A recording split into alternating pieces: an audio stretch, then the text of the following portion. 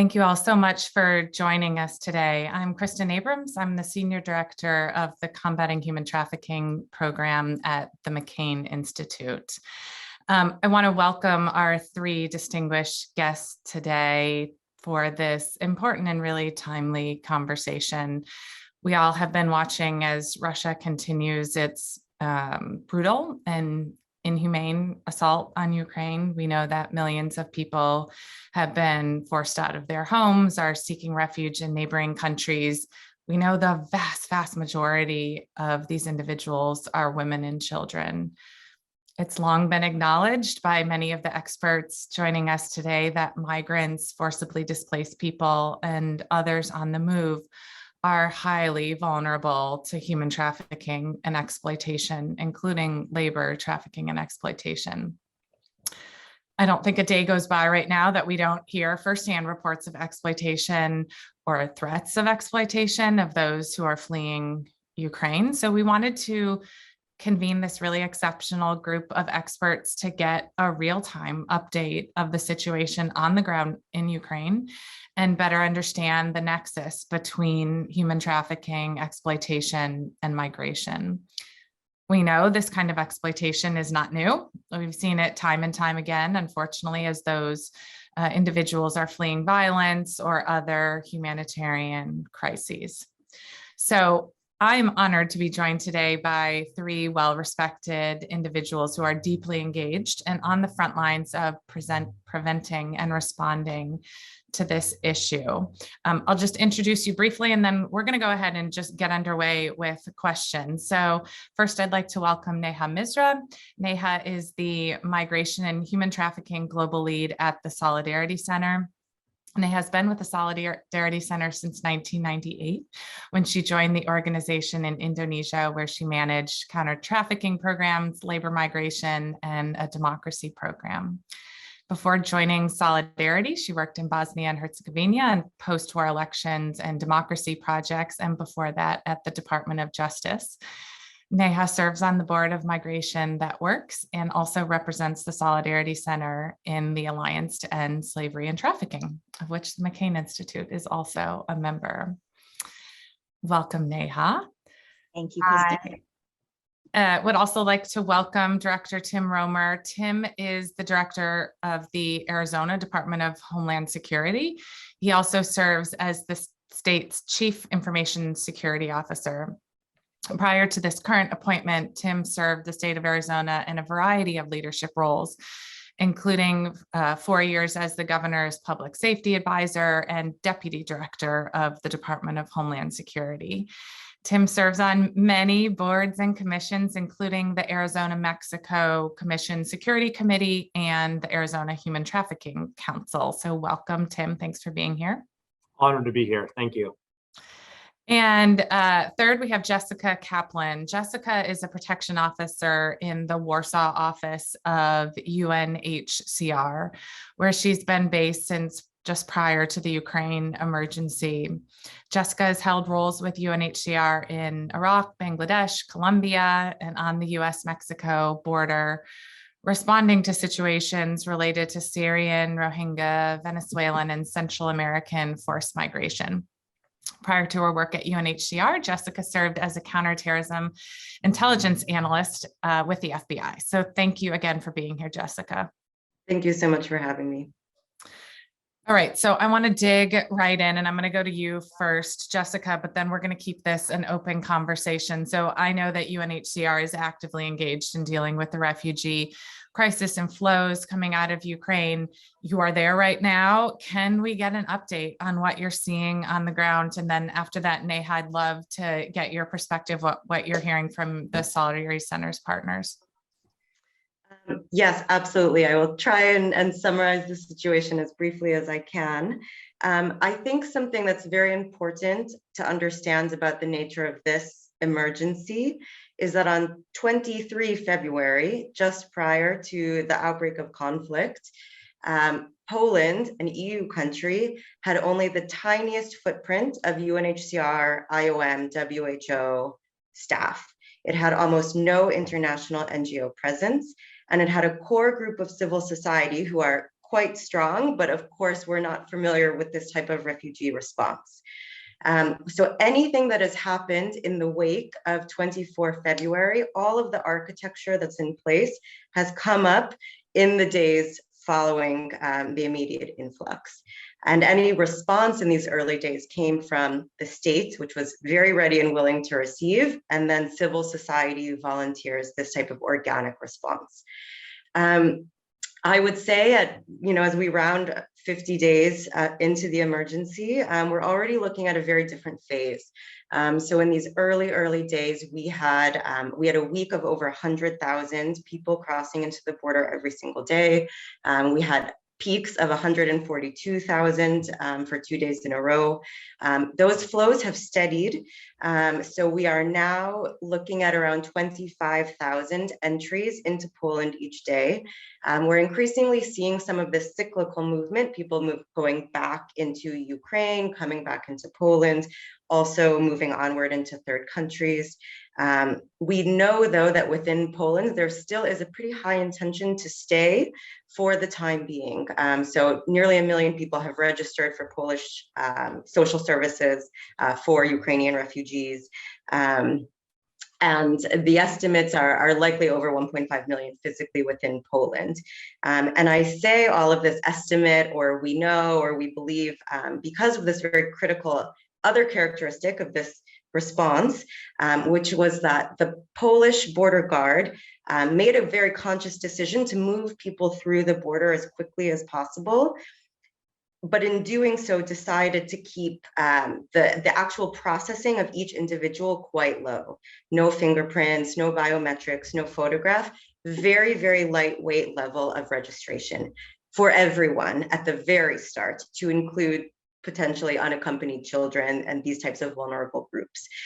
So for many weeks, we had essentially no good data on people and where they were and who they were and what vulnerabilities they might have. So that is also starting to change. I have to give a lot of credit to the Polish government, who have been working in concert with the Ukrainian government to try and put increasing safeguards into place, particularly for unaccompanied children and for children in general, and also to sort of retroactively apply some data through their social security registration.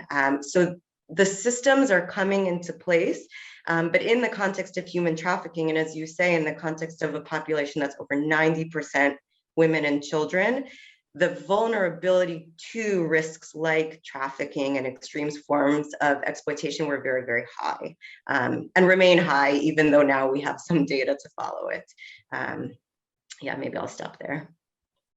No, that was a great overview and really helpful. And I appreciate sharing some of the metrics and data, and credit really to UNHCR and the other international organizations and the Polish and Ukrainian governments, as you suggest, for very quickly jumping on this issue. I think, Neha, I'd love to get your perspective from Solidarity Center. And then in addition to that, maybe we can roll right into pulling back a little bit. I know you've worked on the nexus of migration and exploitation for a long time. And I think some of the vulnerabilities are really obvious, but can you help us understand a little bit deeper as to why people on the move and refugees become vulnerable to human trafficking? And what does that look like in practice? Not kind of what pop culture would have us believe, which so often is wrong, but what does it look like in reality? Thank you so much, Kristen. And thank you, Jessica, for the work that you're doing on the ground and for that really sobering picture that you just gave us. From our perspective as the Solidarity Center, we're an international labor rights NGO headquartered in Washington, D.C. We've with 30 field offices around the world. And one of those field offices was in Kiev in the Ukraine. And so we've had several staff who've been displaced and actually who are with you, Jessica, right now in Warsaw, who have moved, not all, so many are still in the Ukraine, but some have relocated and are also in Warsaw. And so from our perspective and with our partners, the response has been what Jessica was talking about in terms of civil society sort of stepping up and filling in.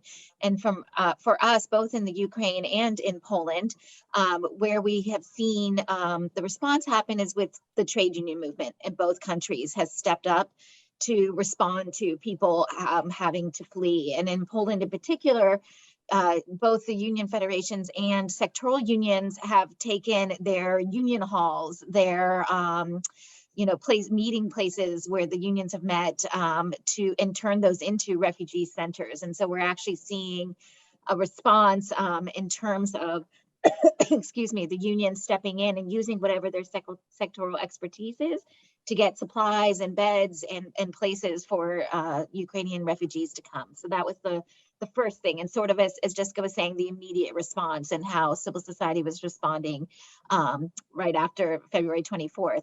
Now, what we're seeing and what our union partners, and Kristen, to kind of take this to the broader question that you're talking about, is our union partners are starting to think about how do we address the vulnerabilities that we know are going to happen. And what we see with people on the move, and from Solidarity Center's perspective, and Jessica, I've worked with a lot of your colleagues in UNHCR, so I know we share this perspective. We really want people to see the idea of migration and people on the move, not in silos, but understanding that vulnerabilities are created as people cross borders, as people move. And it doesn't matter whether they're an economic migrant, whether they're documented or undocumented, whether they have refugee status or not. There are things about the process of migration. And again, whether you come through, proper channels, documented channels or not, there's vulnerabilities in both channels. And there are things about leaving your support systems and being away in another country that increase your vulnerability to people taking advantage of you. And what we see from our perspective for people on the move and in the situation in Ukraine, what we're worried about is that, people have to make a living. People are going to need money. People are going to be looking for ways to earn a living. And unfortunately, in this type of situation, and given what Jessica has been talking about in terms of giving people the proper registration, et cetera, people are going to be looking in the informal economy for work. And when that happens, when you don't have the protections of a work authorization, or you don't have a protection of labor law or labor inspectors, et cetera, it's really easy for people to take advantage of you. And I know, we should be working about sexual exploitation, absolutely, and especially with the unaccompanied children issue that Jessica was talking about. But I also hope, and I want to urge people to really be thinking about the issues of forced labor, and that we're going to be seeing a lot of situations of wage theft, of people being in, forced to work for food or shelter or other exploitative ways that are indicators of forced labor because of their vulnerable situation. Yeah, you bring up a great point, and something that I've worked on for quite some time as it relates to forced labor along the U.S.-Mexico border. And I think, Tim, I'll try and kick this over to you now, and I may give you a bit of a twofer question here as we kind of move from Ukraine and pull it a little bit back closer to home. So 2 questions. One would be, we've seen that people migrating from Central America or Mexico into the US have similar vulnerabilities and have been victims of forced labor, wage theft, or other forms of exploitation right here in the US. So I know you recently visited the border, so get a bit of your perspective on what you're seeing happening on the US-Mexico border as it relates to forced labor. But then, of course, Neha and Jessica both mentioned our concern for children, particularly unaccompanied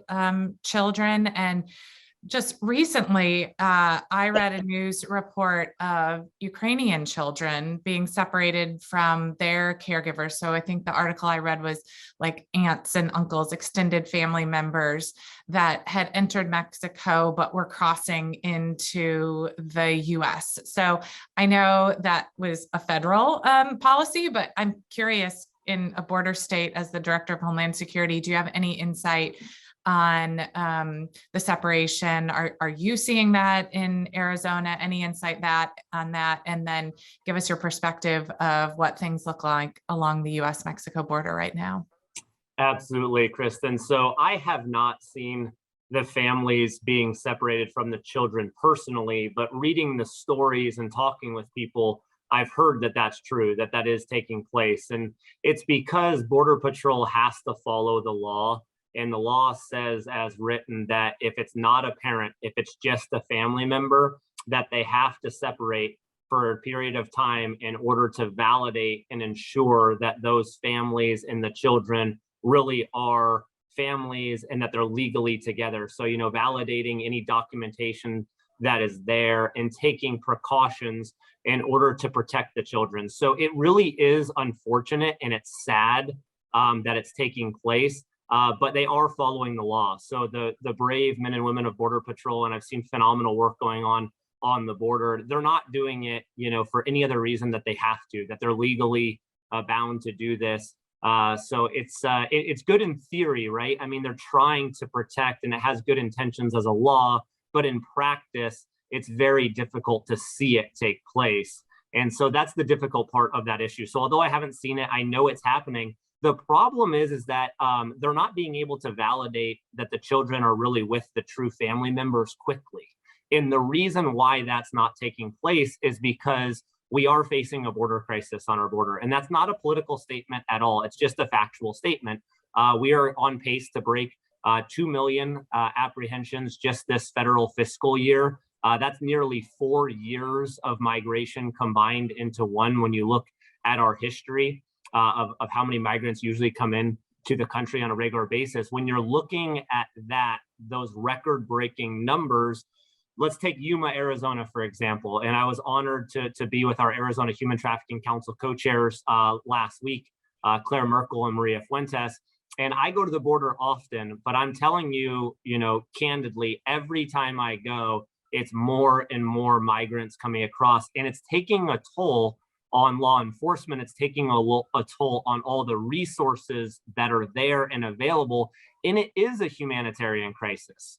So to segue into your first question, having answered the Ukrainian part of this, there is a vulnerable population coming into the country, and it's not rainbows and unicorns about their journey coming into the United States. Sadly, that's just the reality. And I do not mean to be, you know, graphic or anything here, but what I've seen on the border are heart-wrenching, gut-wrenching situations. I've flown in helicopters along the border where our law enforcement partners that do desert operations have pointed out rape trees to me.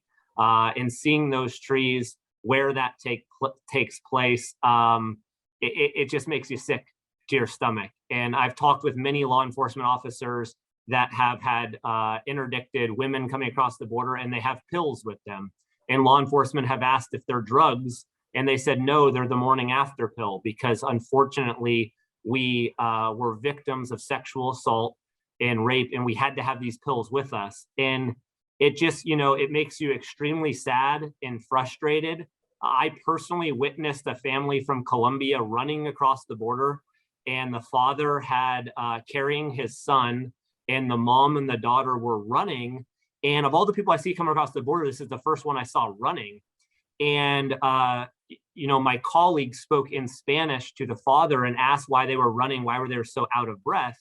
And he said that they didn't have the last remaining money to pay a bribe on the Mexico side to the Mexican immigration officer. So you pay all your bribes to the cartels and the transnational criminal organizations and everything, and they were out of money. And this family had made it so close they could see the US border, but they were short by $100 is what he told us to the translator. And he was so worried about what they were gonna do to his family or his wife that they made a run for it. And fortunately, they made it. And it was just really impactful and powerful to see that firsthand. So that, you know, unfortunately, those are just sad realities about what the border situation is. And then when you meet with the nonprofit organizations that help, you know, victims of sexual assault and human trafficking and others on the border, they hear these stories all the time of the victims of sexual assault that happened during their journey, but there just isn't a whole lot of evidence to go back and to be able to help them and to find those criminals and to prosecute those criminals. So it is a difficult picture when you see the mass numbers coming across, the vulnerable population, and sadly what the reality is of the horrific crimes being committed. Yeah, I think, Tim, you bring up an issue that I've heard Neha speak on a number of times, and it's really root causes. And we talk a lot about the root causes of exploitation and human trafficking, but also looking at the root causes of migration in Central America. And I know that the White House has released an updated strategy on this, looking at their plans to support economic recovery, employment, access to education, trying to remediate some of those vulnerabilities that you're talking about. And maybe the answer to this question is going to be no one wants to comment on it. But while we're talking about, migration and the vulnerability it creates to exploitation and human trafficking, what, if you can comment on the strategy, and this is a question to all, anyone can chime in, what do you think of the strategy? And if you'd rather not comment on that, what do you think the most important pieces are that need to be addressed for a country like the US that is trying to respond to the crises as you lay out, Tim? Neha, I know you can say something on this. I can. And I mean, I would like to commend the Biden-Harris administration for taking this on, because I think it is absolutely really important. And so, and I was happy to see when they embarked on this, that it was looking at, they have a strategy, both, as you're saying, Kristen, for addressing root causes, but then also a migration plan in there. With that said, the root causes piece of it, I mean, again, really excited, as you said, it's, from our perspective, and we have offices and we work in Guatemala and Honduras and El Salvador and Nicaragua, all over Central America. And one of the biggest things is sort of the rule of law there. I mean, when you're addressing root causes, we have partners who end up migrating because they're fighting for decent work at home, and they get retaliated against for trying to organize a union to stand up for their rights, or they get blacklisted, or they get attacked by criminal gangs for trying to stand up for their rights in country. And so they end up migrating because they have no choice after that for finding work. And so, wanting to address kind of creating that stability is wonderful. A couple of things we're concerned about in that regard is one of the, pillars of this, of course, is engaging with the private sector and creating jobs in the origin countries, which absolutely essential. But we have concerns that some of the private sector that's being engaged are the ones that we know already are exploiting workers there. And so one of the things that our allies, our partners in these countries have been saying to the Biden administration when they come and visit is that, as you're engaging in a decent work strategy, which we should be doing, make sure that it incorporates all of the ILO core labor standards, for example, and that workers, you're not just creating jobs, but you're creating jobs that are decent, that where workers have rights, where they have access to justice, et cetera, within that plan. So, that's going to be a really important piece of it, and they have to go hand in hand, along with addressing corruption, addressing the rule of law, et cetera. And then on the migration piece to the U.S., and this is just the last thing I'll say, the administration has decided one of the strategies is to expand the temporary work visa programs into the United States, the H-2A and H-2B guest worker programs that we have in the U.S. And unfortunately, many of us advocates feel that's just exchanging one form of exploitation for another. And we don't have time to get into this today, Kristen, but the guest worker programs in the United States actually have high incidences of human trafficking within them. We find a lot of victims in the H-2A, H-2B, the other visa programs in the US, even when they have a valid visa. And I think it's important people realize this. It's actually that visa that is increasing people's vulnerability to trafficking, because we tie temporary work visas to the employer. Mm-hmm. And so if the employer is exploiting you, if you try to leave, or you're out of status, you lose your visa. And so many workers either don't complain, or if they do complain, they end up being deported or face other really horrible consequences. And so we see this as the strategy of dealing with migration by bringing people into exploitative temporary migration programs as not being the way to go. And instead, really would love to see some policy coherence where we think more broadly about humanitarian needs, about the needs and rights of migrants and their families, about labor market needs, and how can we long-term plan for conflict migrants, plan for climate migrants, plan for economic migrants, and not silo things, as I was saying, and really think about how do we meet people with their needs, with our labor market needs, but also with rights that people bring with them as humans and as workers. Well, Neha, we will have to organize another Sedona Forum conversation on visa reform and portability, lots that we could talk about there.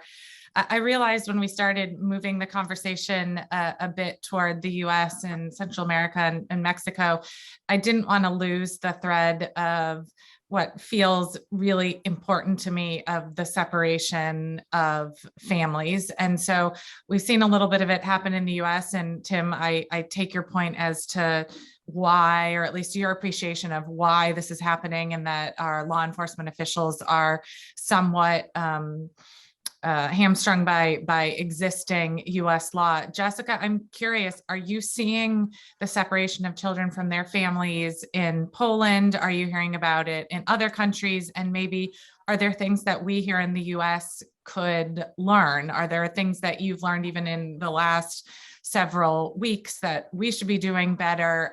Give us a bit of an update of what you're seeing. Yeah, I would say, in the early days of arrival, we did see many of these children who came with adults of sort of unverified kinship. So not a clear parent or legal guardian, but maybe just a neighbor or someone who, parents handed them off and they headed towards the border. And I think, some of the like rock and hard place that Tim raises are also coming into play here as well.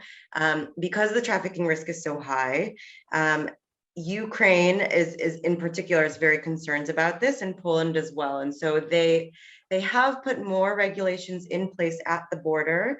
If a child comes with someone who is not a parent or a legal guardian, they don't just let them, cross anymore, no problem. They will try and do some sort of verification or check, ideally to reach out to the parents to see if they're permitted to cross.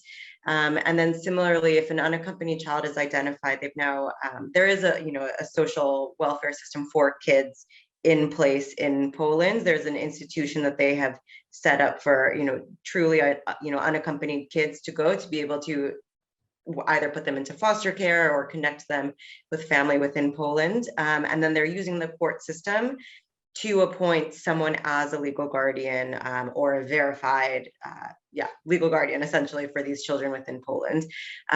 Which is to say that to some extent, it is probably taking place in a compressed window if authorities do not trust who a child is with,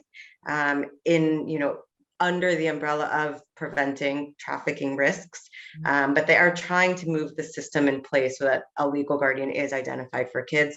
And then if there is no legal guardian in place, that they can move them into the foster care system or some other protected system to prevent some of the other risks that are coming into fore, like adoption of children who actually have parents and maybe shouldn't be taken away by very well-meaning or not well-meaning people, sort of looking into this crisis and trying to step in. Jessica, who actually has the jurisdiction or the authority within Poland to be providing protection and even just the record keeping for the families or the unaccompanied children that are coming in? I've heard kind of conflicting reports that some people say the Polish government is managing this, others say no, international organization is managing this, no, it's in concert with the Ukrainian government. Like, is there or does there need to be a singular entity to be collecting accurate records as it relates to migrants crossing into Poland, but of course, in particular, those highly vulnerable children? Yes, and it should be the state. And I think the state feels the same way. And so within the Ministry of Family Planning, they are trying to do more of this record keeping now. There shouldn't be a reason in a country like Poland that has systems in place for any other organization to step in and have, a separate jurisdiction over record keeping when the government of Poland should be doing it itself. And the government of Poland feels the same way. And the government of Ukraine, I would say, also feels the same way. And so they have been working very closely with each other to try and set up these systems and MOUs and evacuation plans between themselves. So another piece of this puzzle is these large evacuations of orphanages or boarding schools, and they're all coordinated now between the government of Ukraine and the government of Poland. Other agencies, of course, are there to support, to advise, to complement, but the state itself has to be sort of the bearer of that data and care. Yeah. Do you think the state has the support they need? I think, as I understand, the child, the whole system of this type of care, it had its weaknesses to begin with before this crisis took place. And so I think it is quite under strain, which is to say then that, the data, the record keeping, what have you, should live with the state to the extent that the international community can help complement, and I say international, the coordination structure. So within the entire child protection subsector, the UNICEFs, HCRs, IOMs, all of the specialized NGOs that can support. Yes, ideally we'd all work very closely and in concert because the system is under strain. I think no one would dispute that. There's just too many people. Yeah, absolutely.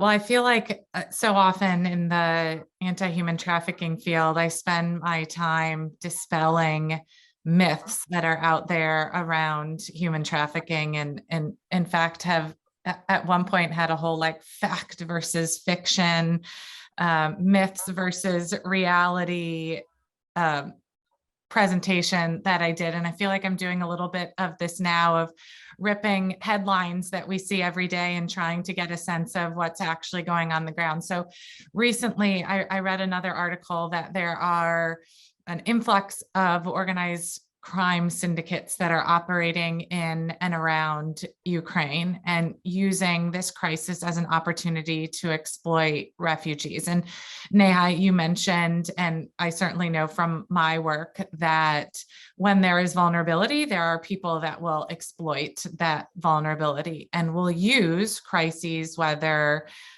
war, conflict, humanitarian in nature, as an opportunity to exploit. But Tim, maybe I'll come over to you, because I know that organized criminal involvement in migration and refugee issues is nothing new to you. It sounds like that is something that you are very much still seeing along the US border. And so I want to get a sense of, do you see that as increasing recently, decreasing?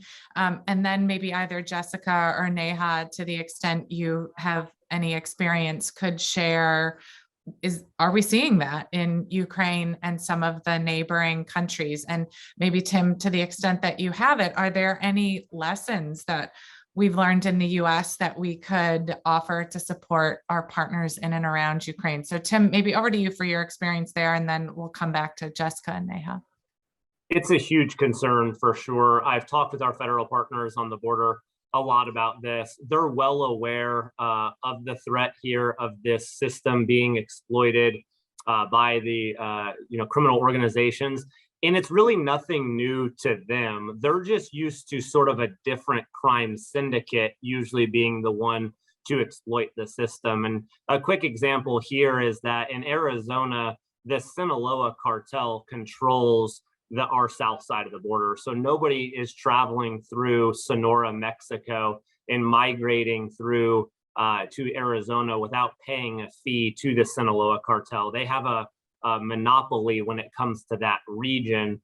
Just in Arizona alone, we estimate that the Sinaloa cartel profited approximately $3 billion with a B just last year, just in Arizona, just within human smuggling operations. So keep in mind, the Sinaloa cartel is primarily, as a transnational criminal organization, they're primarily a drug trafficking organization, but they're profiting billions now they see the dollar figures, they know what they're capable of. That then fuels all kinds of other crime, like the drug trafficking side. And that's why you end up seeing such a massive amount of drugs coming into the country. In the United States, we set a record for drug overdoses, sadly, last year. And it's all related. And to sum this up and to bring it together, these criminal organizations, regardless of where they are in the world, they are in it to turn a profit. And they don't care about harming human beings or even killing human beings in the process. Their bottom dollar profits are what concerns them most. And sadly, too often at the time, they are profiting and finding ways to continue to profit off of real world emergencies and disasters around the world. So it definitely is taking place. We are concerned on this specific one as far as the Russia-Ukraine conflict, bringing that right to our southern border as far as Russians that may be claiming to be Ukrainian or any number of different areas that may transpire. So I know that it's of concern to our partners. And I gotta say, Homeland Security Investigations here, HSI, does a really good job, and we've got a good partnership with them. But again, based on the amount of crime that they see, based on the current dynamics of the border crisis, it really puts them in a difficult position to be able to treat every victim, hear every story, investigate everyone, and try to find, those responsible. Jessica, bring us over to what you're seeing in Poland. Yeah, I think in the context of trafficking, as some of the colleagues who focus on this have said, sussing out actual cases of trafficking is more difficult. And in some respects, it's not that it doesn't matter, but we know what's happening and we operate based on that. I would say in particular, starting at the border, again, things are a bit more under control now. But so many of the vulnerabilities are still there. So even now, but especially in these early days, there were this massive wave of volunteers who drove down with cars and offered anyone to hop into the car to go anywhere, truly anywhere. Oh, we're driving back to Italy. We have space for 3, hop in. I would say at the very start, there was zero screening. I mean, no screening. Now, the police are involved. They know, they understand. They're not necessarily fully trained and capacitated, and we're working on it. But they can run an Interpol check. They can run a CIS check. Legally, even if you're pinged on Interpol for being someone shady, they can't arrest you for attempted trafficking by offering someone a space in your car. They can't prevent me from getting in that car. I can be informed that maybe someone is a dodgy character, but I have autonomy, unless I'm a child, to get into that car. So there's some of these sort of like, maybe like gaps in like existing law enforcement capacity to prevent this from happening, even though they are trying to do a bit more. And then of course, now they take down names of passengers, driver, license plates. So they're at least trying to collect the data. That doesn't on its own prevent the trafficking. And I know from colleagues who spend all of their time down at the border, they're like, there are just so many people here who don't pass a sniff test, because anyone can set up a tent right now at the border and offer pretty much anything down there. And there's just, yeah, the numbers are smaller. It should be easier to regulate, but no, I think that the risk factors are all there, very, very visible. And then, as Neha said, once people get into the cities, the advantage of this registration that people are doing is it does open the door to access social services, which in theory should help with some of these issues related to labor trafficking in particular. But that requires everyone to also be fully informed and aware and have access to the non-gray market, non-gray labor market. And some of that I think is still remains to be seen now as people are more settled in the cities. Yeah, I was actually surprised when we were working on a labor trafficking project that there is a direct correlation between sharing information, and this was primarily with Mexican farm workers in the US, but as you increase the amount of information about rights that individual has in the US, it decreases the likelihood that they would be exploited. So I can imagine that some of those learnings about providing education to the migrants would be helpful. But when you're dealing with like a crisis of food and safety and security, know your rights does not always hit top of the list, which I can understand. But Jessica, but before I forget this thought, I think the initial reaction by a lot of individuals is like, if I can get to the border, like do what I can to help. I'm going to load up my van and I'm going to drive there. And I was talking to a friend last week who had just been at the border, and she speaks Russian and a Ukrainian. And she said, honestly, like I didn't need to be there. Like there was not something helpful for me to do. So for the folks who are tuning in, and maybe I'll come to everybody with this question, like what is most helpful? Not necessarily like, let's just say for like the average person who's watching this, like what should we be doing, if anything, to be supportive? Yeah, so I think maybe just to comment on your first point first, on access to information, this is like very, very near and dear to my heart. I sort of obsess over the fact that there's 5 million people who have left Ukraine, and we cannot possibly serve all of them. And so access to information is a life-saving measure for people to help themselves. It is a self-help tool for most people who cross. So at the border now, as you enter Ukraine, we have these banners of like top line anti-trafficking. Don't get in the shady person's car. Humanitarian aid is free. Don't let someone take away your passport. Like you have traveled from, Eastern Ukraine, you're exhausted. I just need you to like, remember that right as you cross the border. Once you're more settled, we can, try and talk about know your rights, but, sort of life-saving at the start. In terms of how the average person can help, yes, I think certainly at the border now, the flows are down.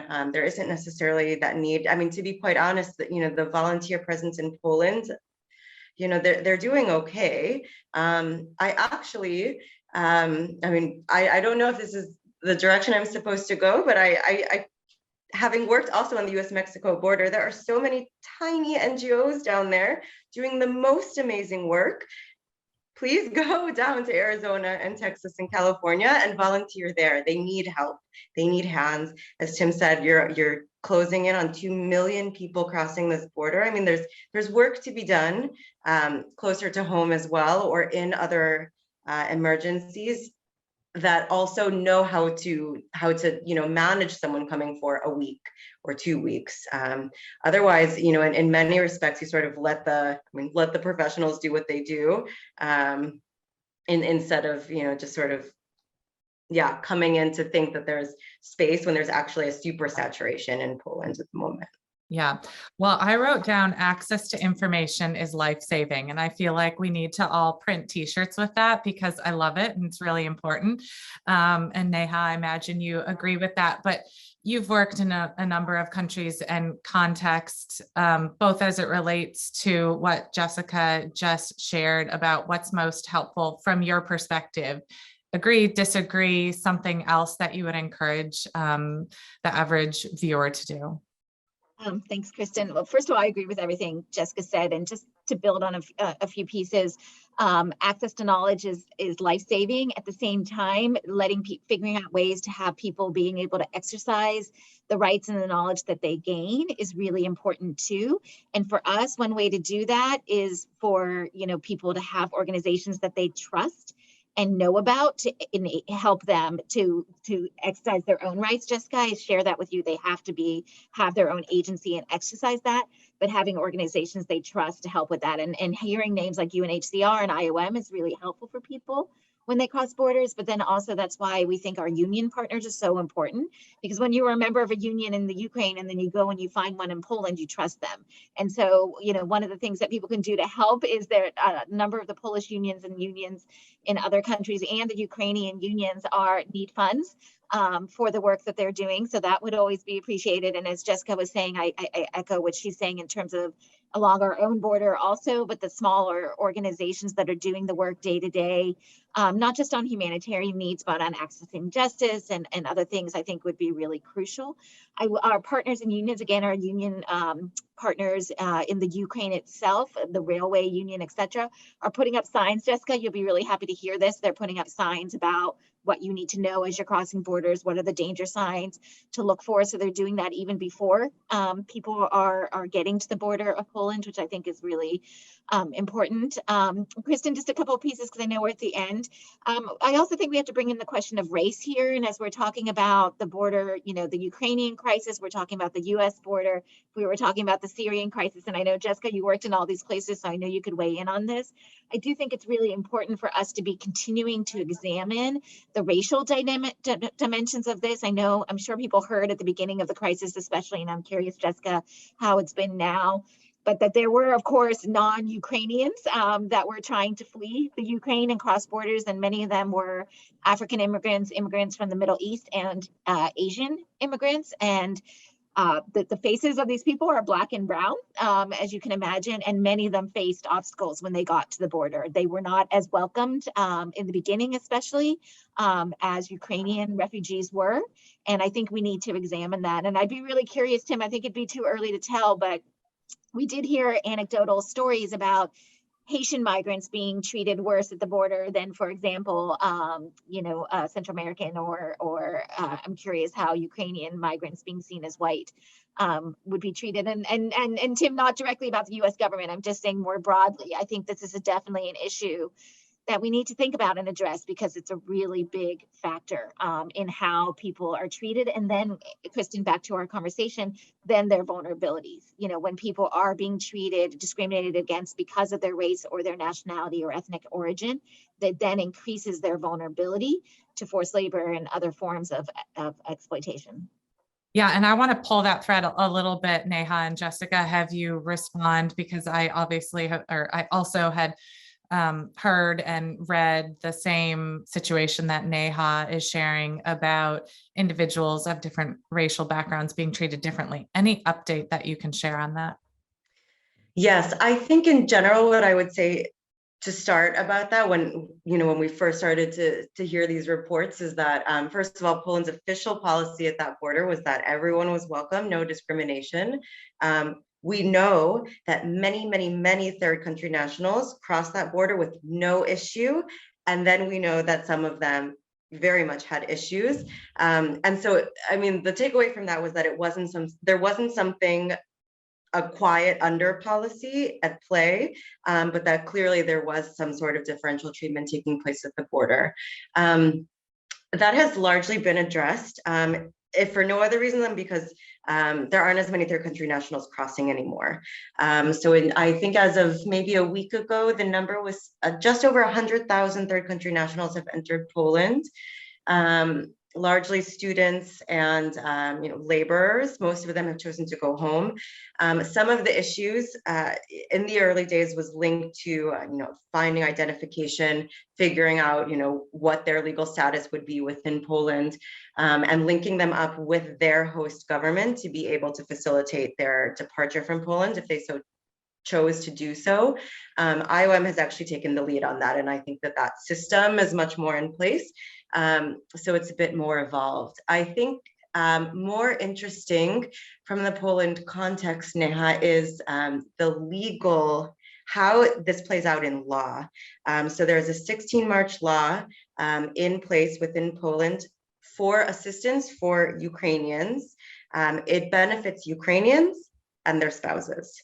It does to the exclusion of third country nationals. I would also point to not that long ago when there was a crisis on Poland's Belarus border.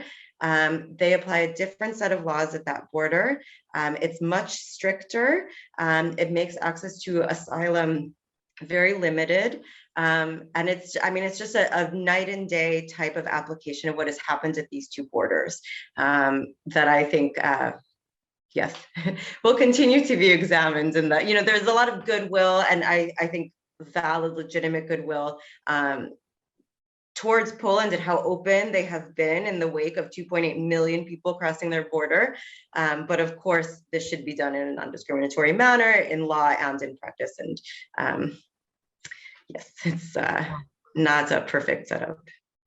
Yeah, well, we are just about out of time, but Jessica, I think there's been a similar criticism, or at least allegation raised, that refugees from Afghanistan were treated differently than refugees from other countries, including Ukraine, for individuals crossing our southern border. So Poland is not alone in perhaps not applying policy consistently. I want to give everybody just like 10 seconds if there's anything else you want to add. Tim, in particular, I want to thank you and Jessica for bringing really data to this conversation and sharing your perspective, being on the border and being in a border state. I think giving all of us a better understanding of the magnitude of the crises, both in the US and then Jessica, what you're seeing in Poland, I really appreciate that. And Neha, for your broad perspective on rule of law and access to justice, and for raising the questions about discrimination toward the end of the conversation. I'm really grateful for that. So Neha, any last words for you before we sign off? Just a big thank you to the McCain Institute, and it was an honor to be on the panel with you, Tim and Jessica. And I guess just the last thought that I would leave with everyone, Kristen, is to really be thinking about systems and structures that are in place when we're thinking about human trafficking, and really, how do we center people and rights first, and not give in to some of the hysteria, whether it's xenophobia or whether it's, infactual information about the numbers of people in sex trafficking versus labor trafficking and forced labor, et cetera, and that we can really find a way to center this in the needs of people, and in this case, migrants and their families. We'll have you do the next myth versus fact presentation. Tim, over to you. Any final thoughts? Well, on that myth versus fact, Arizona's on the front lines of human smuggling, and there is a difference, obviously, between human smuggling and human trafficking, but they overlap. They do, because of the vulnerable population, because of the dangerous transnational criminal organizations that are part of the smuggling. There's no guarantee when you pay to be smuggled that they aren't going to raise the price on you. Then you don't have enough money. Now you're in indentured servitude or labor trafficking, or then into sex trafficking. So Arizona's on the front lines of the human smuggling side, although a lot of people always call it human trafficking. I think it leads into human trafficking around the rest of the country. So as a nation, we need to continue to come together on this issue, help prevent it at the root cause, help the victims right at the source. And Jessica hit a home run earlier when she talked about awareness. That's key. We need to get awareness out there that people that take this dangerous journey and go through this process and pay criminals, it can likely lead to really dangerous circumstances of becoming a victims of all kinds of crimes. So we want to be able to prevent that as much as possible and spread good factual information around the world. Amen. Amen to that. Jessica, final words from you.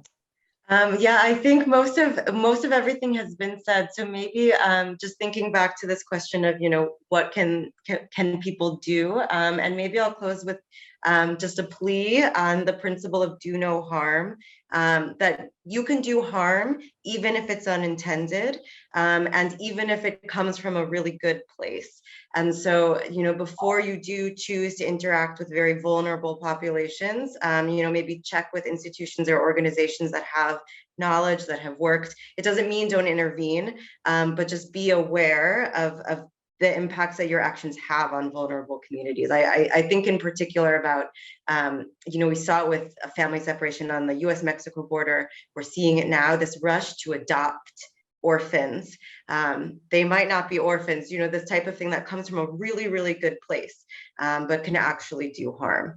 And so just to be mindful before, interfacing. Thank you. Really good words for us to finish on. So on behalf of the McCain Institute, thank you to everybody joining us today. And thank you to our 3 wonderful experts for your time. We're really grateful. Take care.